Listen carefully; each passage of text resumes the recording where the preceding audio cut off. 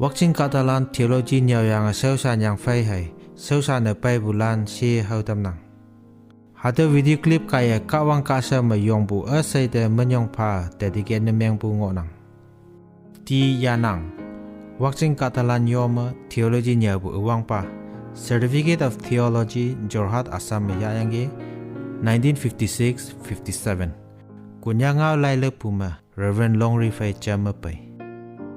Pache chamang jing fi ma bu kata chapong Bible nhiều ne ngau fa wan de wakching man ma e ngai 1957-59 hayang awang pa pastor na chi baptist pumainok ma sau san yang ge pache tomat ia theology yin yo hapai sau san pu ya fan ma evangelist title tau yang eastern evangelist na lenga pa yang ge pache yopong wakching village baptist pumainok wakching Catalano sausana pai bu mangonang taulan asai chiang khunya ye ibune mengma ibak yong yakla tau khai shokono a yuyoi category ma haga singna tamnang pastor na mengyang lakpulan pache tuk tau nokyan baptist pumainok pache matna Pumjing Town Baptist Pumainok hayang Wakching Village Baptist Pumainok. Pacay Di Sangyo Kunyak Baptist Church Dimapur hayang Nagamis Baptist Church Balijan Karbi Anglong. Pacay Taplu Yanyak Wapnew Baptist Fellowship Sa Susan Ngobu Present Pastorland. Reverend S. Yoko Kunyak Baptist Pumainok Jumu Kedima. Pacay M. Hamnyay Totok Jingha Baptist Church.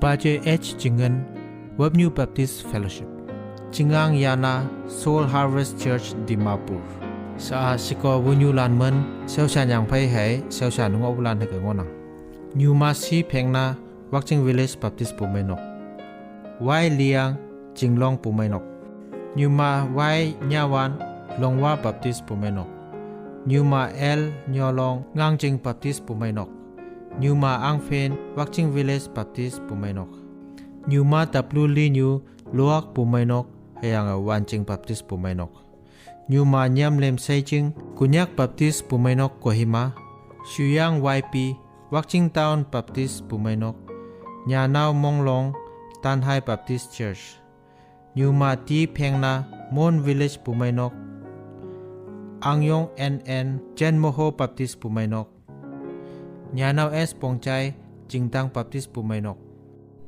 Nyanao Y. Pungya Jingkau Jingyu Baptist Pumainok Nyanao N. Pilong Wakching Town Baptist Church Nyanao S. M. Pengna Longting Baptist Church Nyanao M. Wanshang Wakching Village Baptist Church Y. Angpen Longvi Baptist Pumainok Wanchen Uting Baptist Pumainok Nyuma Lian Siong Baptist Church E. Limay Apau Changle Baptist Pumainok Nyuma Wai Menyan Wakching Kata Siong Bu Theology Nyawang Pailan Yoyoy Capacity Masau Sana Pai Bulan Ngonang Iman Asay Sao Kata Taban Pemanga Panya Ngonang Iman Ben Heka E Honang Pace Ke Kempa Pace E Wangching Pace Ke Chinge Pace Mansong Taplu Tangpa Nyuma Ti Shinglong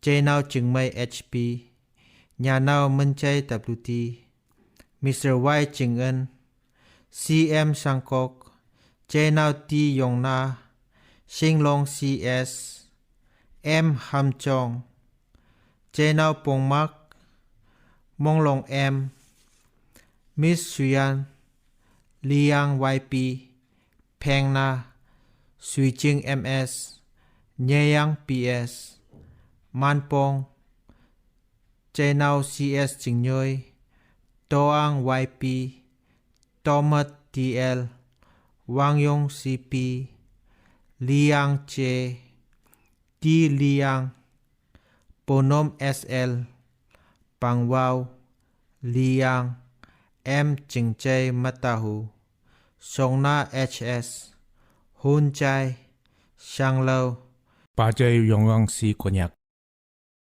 and Nyumati Tamau ada ma Bible lecturer na, ada ma youth director na, Sunday school teacher na, ane ye capacity ma haga lenga pai bulan ngonang. Temjing ma theology nya bulan sa de ngoye tilum ja phai matu haga ngonang.